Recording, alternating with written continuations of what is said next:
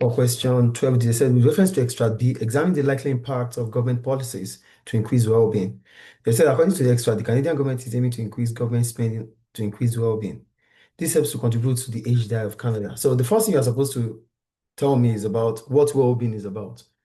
Why do we have well-being? What does well-being implies? Because the examiner would ask you, the examiner wants to know what well-being is. So that's where you're supposed to start from. That's the introduction.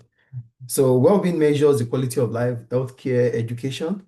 Sometimes it could be happiness. So this is what well-being is. Then you said this helps contribute to the HDI of Canada, that's Human Development Index. It also makes Canada attractive to foreign investors due to HDI score. Spending on housing is beneficial as it makes it less expensive for people to buy houses. This helps as incentive.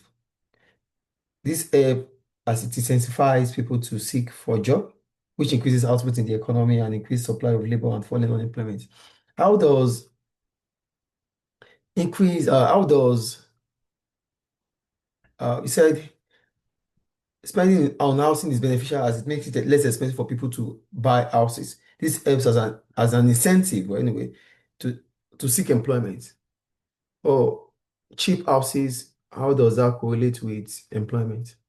Well, when you have cheap houses, more people can afford houses. Okay. More people are housed. There's less homelessness, and so people are able to go to work. Don't you think through the extract, it was stated that in the extract, according to the extract, I saw that it said in 2018, the Canadian government announced its continued commitment to improving the well-being of the population, especially for those who have low income. Mhm. Okay. So here, the figure is expected to be around 2.57 million, according to the extract. They don't have enough food, which causes health problems. Now, when you talk about job,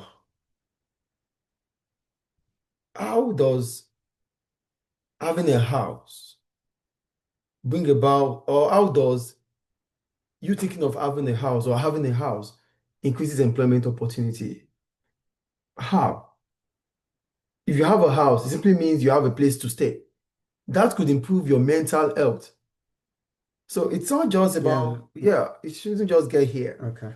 So you talk about the mental health of people because you're no more thinking about, oh, I don't have a place to put my head on, I don't have a place to lie down. So now you have a house. That improves your mental health and that might as well increase your productivity. So I got your point on HDI here, but here something is missing. And government policies such as spending on food and drinking water increases health of people, and that is physical, reducing unemployment and also lowering healthcare cost on government. Government spend on healthcare already, so it does not lower cost of government. Government has already spent on healthcare. It increases the cost, it increases spending. Government is spending, it does not lower the cost. Government is spending on healthcare because well-being is part of you can measure the well-being through health, right? So government wants to spend on healthcare. So if government is spending on healthcare, it does not reduce cost of, you said, also lowering healthcare cost on government. How? Government is already spending on healthcare. It does not lower it. When government spend on education, the future labor will be more skilled and productive. Productivity should increase, yes, like that. However, too much spending on well-being has its opportunity cost and it may discourage people from working as they are receiving benefits that are allow enough that is that are Where is it? yeah That's allowed. Wait, where is it? that Ah, is there enough for them to live? allows them enough to live. Oh, there could be disincentive. Hmm. Yes, because benefits when benefits continue to when benefits continue, people becomes they might have the disincentive to work. But yeah, I got that. I'm going to give you 5 year anyway. So now let's look at how I wrote mine. So in 2018, the Canadian government announced its continued commitment to improving the well-being of the population, especially for those who are low income. The figure is estimated to be around 2.7 million. According to the extracts, they don't have enough food, which causes health problems. And when there's health problem, that means people might not be able to work. That's health issues now that it affects their physicality, not mental here. Yeah. As this stops them from attending school or work.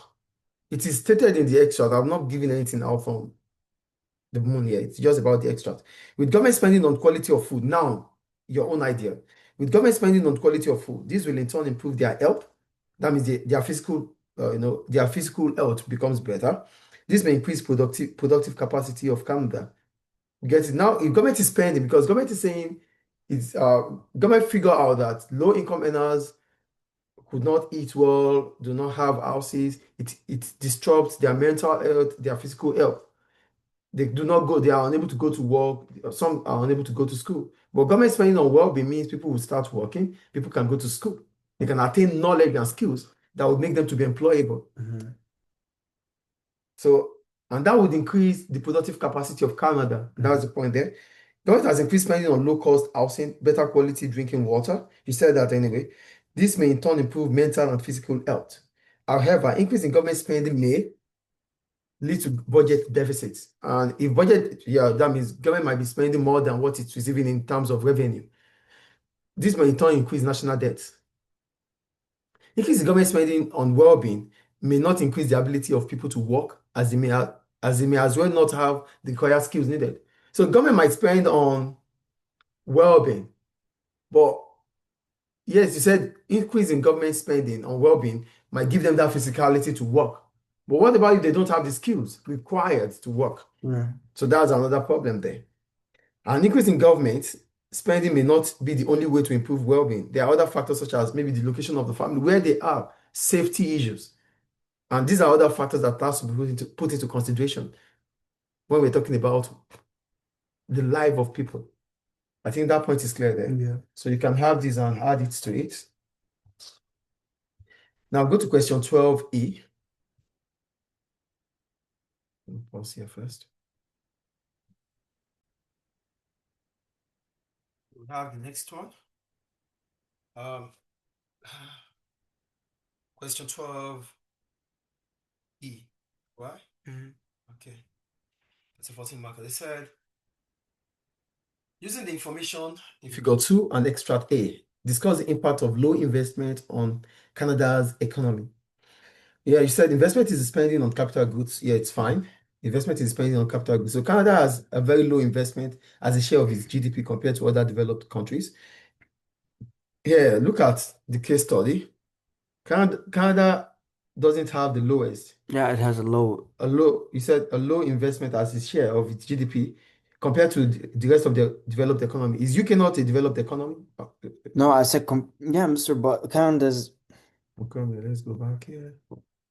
Canada's 9 out of 10, Mr. 9/10. But is UK not a developed economy? It is. So 9.4, there's UK below Canada. Okay.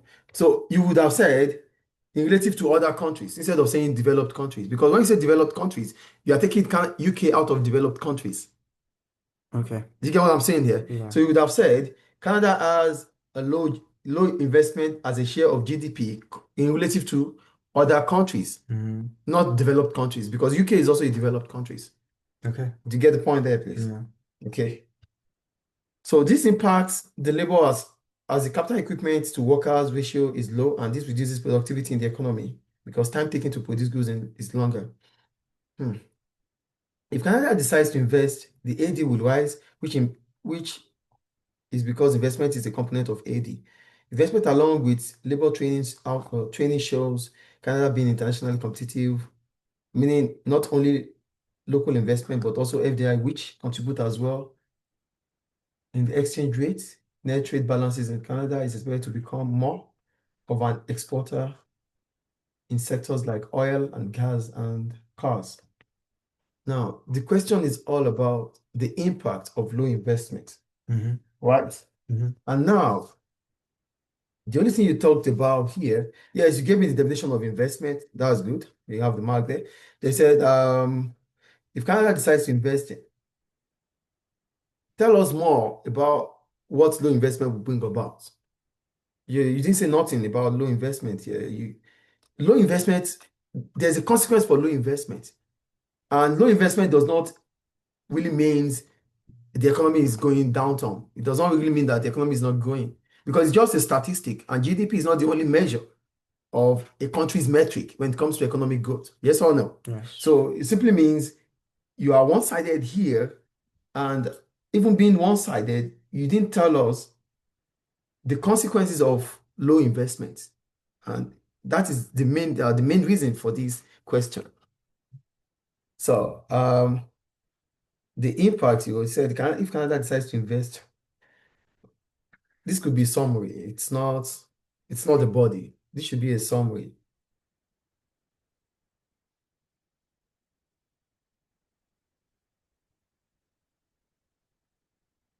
Now, let's look at it this way. First, you define investment, which is fine. Investment is spending on capital goods. So according to the business investment as a share of GDP, which is OECD here, Canada's investment is 10.9% of its GDP in relative to other countries. And that's what I'm saying anyway. This may bring about the following situation. So what is the situation what are the consequences of having a low investment compared to other countries? One, because investment is a component of aggregate demand, it reduces, stop that please. A fall in aggregate demand as investment is part of the component of AD. So it reduces the aggregate demand within the economy. That means it's going to shift the aggregate demand curve leftward. Low investment will also lead to decrease in aggregate supply. It does not only affect aggregate demand, it's also going to affect aggregate supply. And that means output are expected to fall. So AD is going to reduce, AS is going to reduce. Low investment may affect the human capital of an economy, leading to lower productivity. How does a low investment affect human capital? Sometimes workers are there, they need equipment, they need machines, they need technology to enhance their human capital. But with no investment, it simply means they won't have access to equipment that would enhance their value, and that reduces their productivity too. I think you get the point I'm making here. Yes. So that's the third point. Low investment may affect the human capital of an economy, leading to lower productivity. The fourth point, low investment will bring about an inward shift in the PPF. And this will graphically represented as this. The PPF will shift inward from PPF2 to PPF1. Low investment will shift the PPF curve from left to inward from PPF1 to PPF2. However, Canada is not the country with the lowest investment rate, as United Kingdom is way below. Yes or no? Yes. It's about the statistics, or it's about the data, which you just have to interpret and get your mark. An increase in exportation may offset low investment, which may in turn increase AD and AS, because Canada might as well do exports. Canada is doing the exportation. So because export is also a component of aggregate demand, it simply means an increase in export for Canada might as well offset the low investment, which means the aggregate demand and aggregate supply may as well shift rightward. Do you get the point there? Yeah. The quality of investment may be more important than the quantity of investment. Yeah, Canada might not spend much, but that is amount. It is quantity, not about quality. Do you understand the point here? Yeah. Okay. Lastly, the data may reflect increasing GDP rather than low investment, which means the relative productivity may not be as low as described. This is a data that is showing GDP. It does not really literally tells us about investment. So which simply means we might not have an increase in productivity or the level of productivity here, we might not as well understand it. So these are the impact, or the positive and negative impact when it comes to investment, low investment. So low investment does not simply mean the economy is not growing. It might depend on what the economy is investing on. Investment is just a component. There are other factors there. There's exportation, there's consumption, there's government spending. Is it clear? Yeah. Because low investment is simply more of the free market. There's government spending, which can also increase aggregate demand. Okay. I think the point I made is clear here. Yeah. So you have 3, 2. So that's 7 there.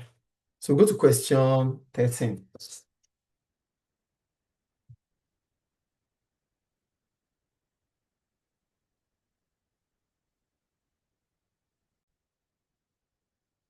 We have question 13. They said India's GNI per capita was 45 1.326 in 2010 and grew rapidly to 1.5089 by 2017. A study conducted by the World Health Organization identified that 9 out of the 10 most polluted cities in the world are located in India.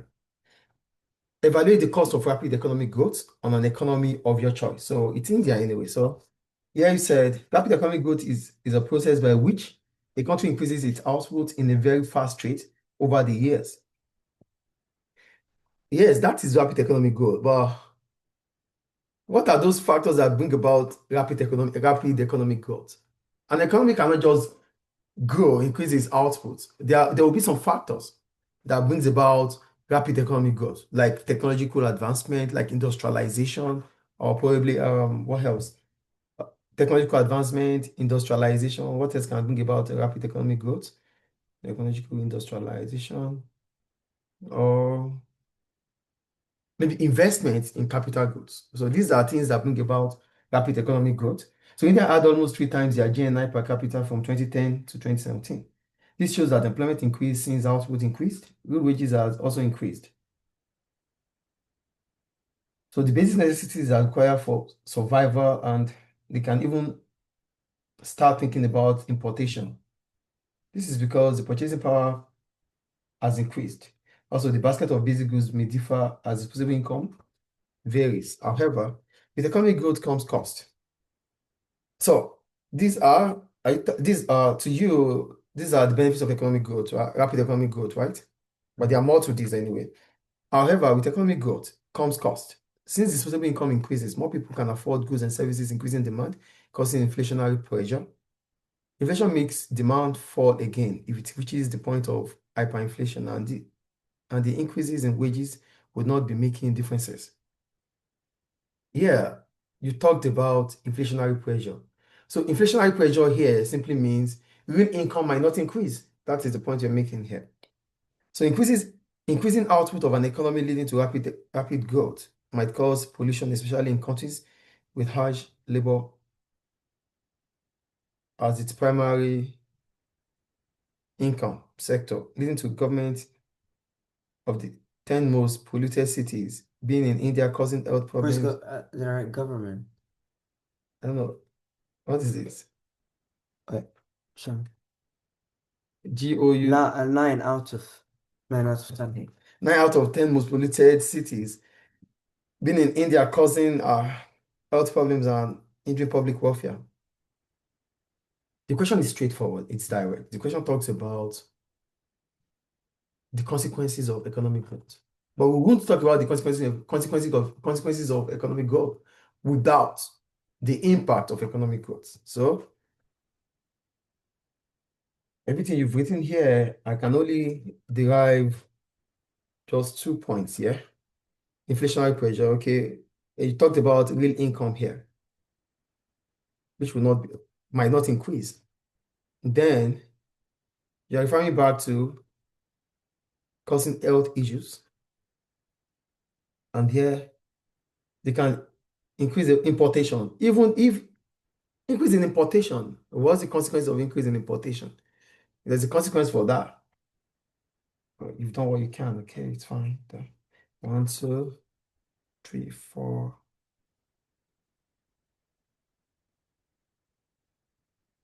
Times GNI. This is part of the statistics. So 1, 2, 3, 4, 5. It's 10 here.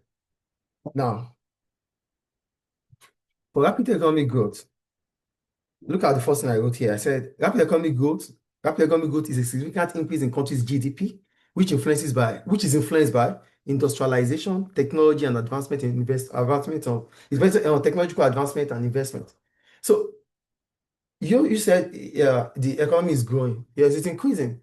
But an economy will not just increase, it increases with certain factors like technology, like investment, like I said earlier, and Industrialization. industrialization. So most of the emerging economies we have, like China, India, South Africa, Mexico, the BRICS country, they have rapid economic growth because they have probably advancement in technology. Probably they are trying to move from the primary sector to the secondary sector. That is industrialization. So that is what economic growth is. Now you have to define economic growth itself.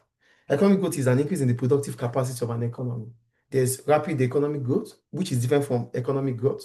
Economic growth means your output is increasing, fact. But rapid economic growth means your output is increasing based on some factors like industrialization, uh, technological advancement, and what else I talked about here? Investment. Now, what are the consequences of consequences of economic growth? Number one, economic growth may bring about the following consequences. Number one, resource depletion. The question is direct. So you have to mention the consequences because the question says evaluate the costs, the consequences of rapid economic growth. But all you wrote was just straightforward. You have to give us the point, then you develop the point. The first one is resource depletion. Resource may be used up, leading to unsustainable economic growth. That is the first problem about rapid economic growth. It's going to lead to unsustainable economic growth, number one. Number two, pollution, which was stated there about polluted cities in India. Economic growth, which involves industrialization. So now look at it the way they said it. I said there's pollution. The service sector would not come with pollution, but industrialization will come with pollution because it's the extraction of raw material. No, it's the conversion of raw materials into finished goods. So here I wrote and I was clear about it. Economic growth which involves industrialization may create more carbon emission, leading to pollution which may affect the quality of life as health may be deteriorated. That's the second consequence of, or the second cost of rapid economic growth. The third one I wrote, economic growth may lead to increase in income, which may in turn increase spending on importation. You talked about importation here, but what is the consequence of importation? Because too much of importation will bring about deterioration in the balance of payment current account. So that is the point there. So you didn't say that. So here, look at what I wrote. Economic growth may lead to increase in income, which may in turn increase spending on importation. This may lead to balance of trade deficit. Now we know the problem here. So that is the third cost of a rapid economic growth. The fourth one, economic growth may bring about inflationary pressure, which you talked about, which may in turn not lead to real income increasing. So these are the problems of economic growth. The last one I wrote, economic growth may lead to income inequality. For every nation that is growing rapidly, there's always the gap between the rich and the poor. And why? Because most of the time, the rich are those that own the factors of production, they own land, they own capital. So which simply means as the economy is growing, they have access to those things that make the economy to grow. So if the economy is growing, based on the fact that the ones that are benefiting from the rapid economic growth are those that own the factors of production, it will bring about income inequality. So income inequality is also another problem. So look at how I wrote it. Economic growth may lead to income inequality. It does not end there. That is the problem. What brings about income inequality? If the benefit of the economic growth is mainly for the owners of factors of production, then you get your full mark there. However, economic growth may be beneficial as one, it increases employment opportunity. So we wouldn't just see economic growth as a problem.